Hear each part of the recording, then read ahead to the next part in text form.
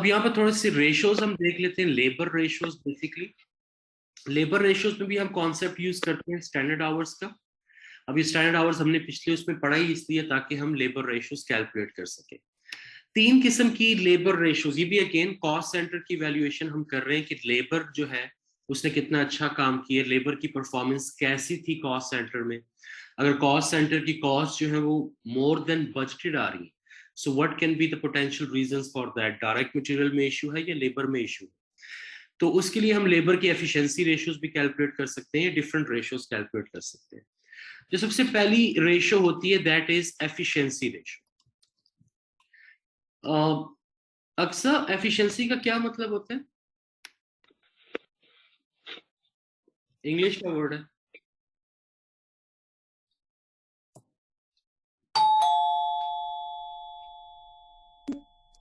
सही मुझे एक्सप्लेन करना नहीं आ रहा, तो मुझे समझ आता है। Okay, and Muntaha? Sir efficient मतलब ओके, जो लेबर एफिशिएंट हो तो वो उसकी एफिशिएंसी हायर है। नहीं मतलब ओके, तो एफिशिएंसी कैसे एक्सप्लेन करोगे आप? If you are word common efficient, sir word है। ज्यादा प्रोड्यूस करना, जैसे जो बजटेड है उससे। बजटेड से ज्यादा काम करना, ठीक है। And Muntaha? Sir same same.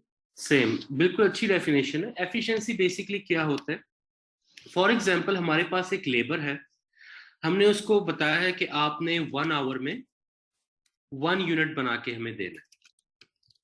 अब एफिशिएंसी क्या होगी कि लेबर वही 1 यूनिट तो बनाए, but instead of taking 1 hour he will take half an hour, और उसमें हमें वही क्वालिटी का, उसी क्वांटिटी का 1 यूनिट बना के दे।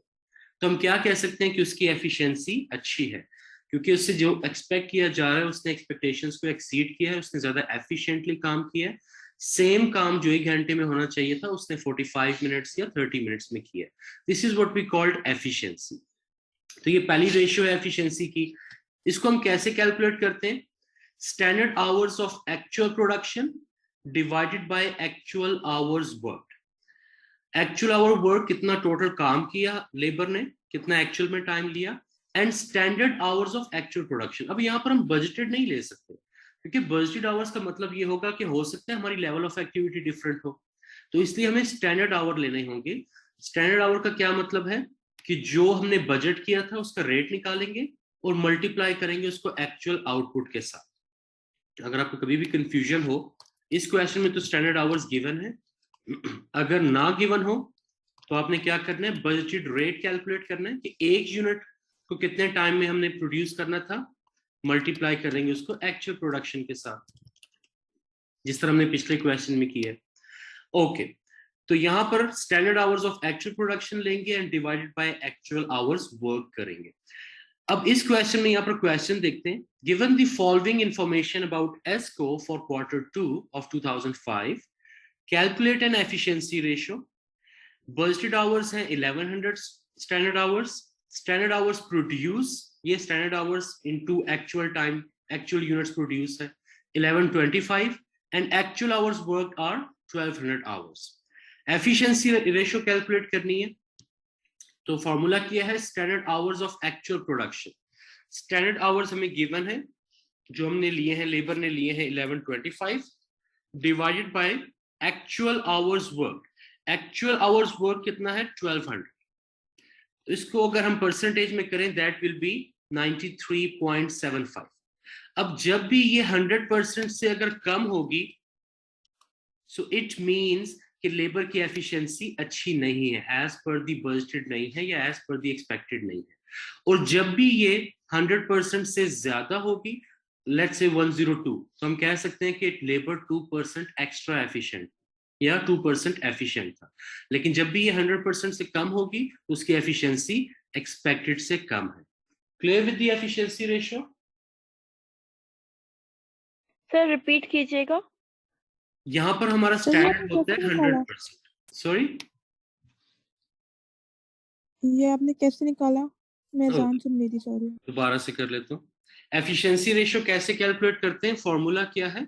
Standard hours of actual production divided by actual hours work. Standard hours कितने हैं हमारे पास? That is 1125 divided by actual hours worked, these are 1200. So 1125 divided by 1200, अगर आप कैलकुलेटर पे करोगे तो मल्टीप्लाई 100 भी करना है, so you can get the answer in percentage. तो यहाँ पर आ जाएगा 93.75. अब ये परफॉर्मेंस अच्छी है या बुरी है? इसको क्योंकि ये परसेंटेज है तो परसेंटेज हमेशा 100% होती है, तो we will compare this with 100%. अब यहाँ पर जो परफॉर्मेंस है that is almost 7% less than expected. उसकी अगर वो 100% यहाँ पर हमारे पास आंसर आ रहा होता, सो इट मीन्स कि वो उतना ही एफिशिएंट है जितना हम उससे एक्सपेक्ट कर रहे हैं। 100% से ज्यादा जब आ रहा होगा तो एक्स्ट्रा एफिशिएंट है, जब 100% से कम आ रहा है तो mean his performance is under efficient. तो इन दिस सिनेरियो यहाँ पर 93.7% आ रहा है, तो ऑलमोस्ट उसकी कोई 6.3% एफिशिएंसी जो है वो एक्सपेक्टेड से कम है। Clear with this thing? Yes. Aksa? Yes, sir. Clear. Okay. Next is capacity utilization. अब capacity utilization जो है ये थोड़ी सी different है।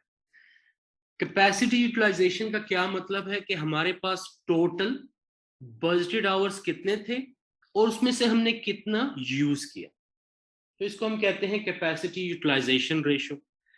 अब इसका फॉर्मूला क्या है? Actual hours work divided by budgeted hours. ये हमेशा बजटेड आवर्स से कंपेयर होगा कि हमने कितने आवर्स बजट किए थे, उसमें से कितने एक्चुअली हमने यूज किए, ज्यादा यूज किए, कम यूज किए या उतने ही यूज किए।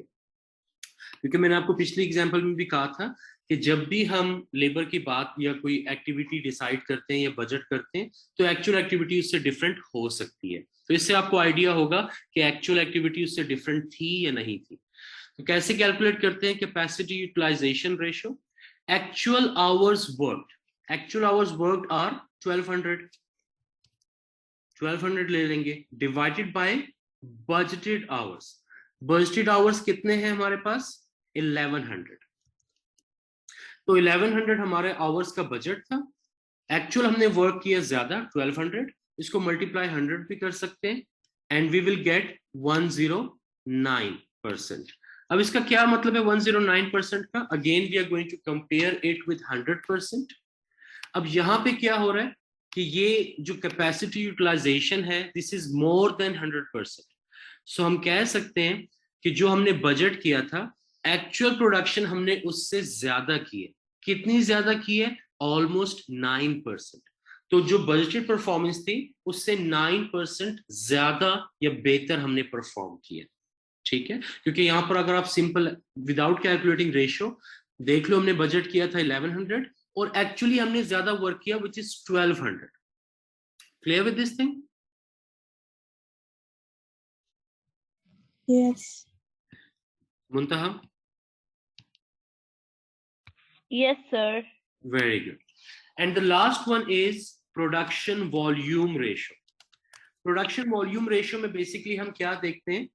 यहाँ पर हम देखते हैं कि ओवरऑल जो हमारी प्रोडक्शन है, ओवरऑल जो एक्चुअल प्रोडक्शन है, both in case of capacity and efficiency of the labor, overall production हमारी कैसी रही as compared to budgeted।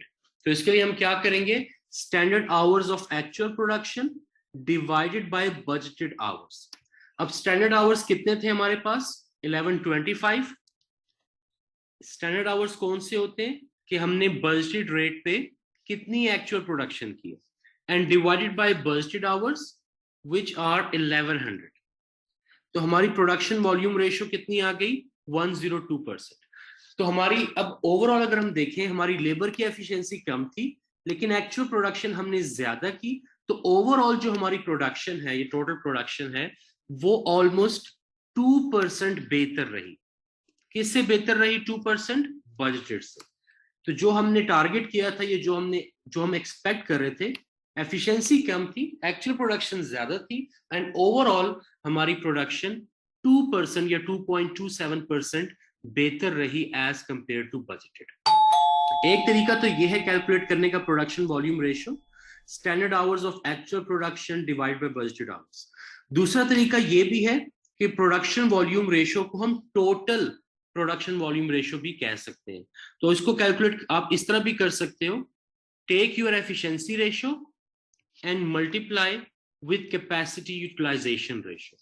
तो आपके पास वही फिगर आना चाहिए। इसको मैं डेसिमल्स कम कर दूं।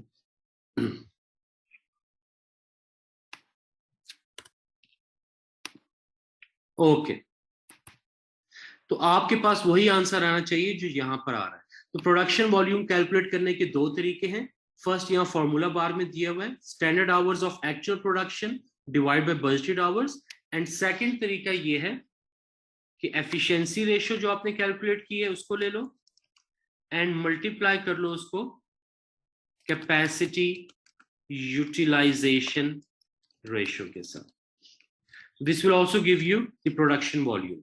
अब दोनों फॉर्मूलाज हम यूज कर सकते हैं सेम कैलकुलेट करने के लिए। Clear with this thing?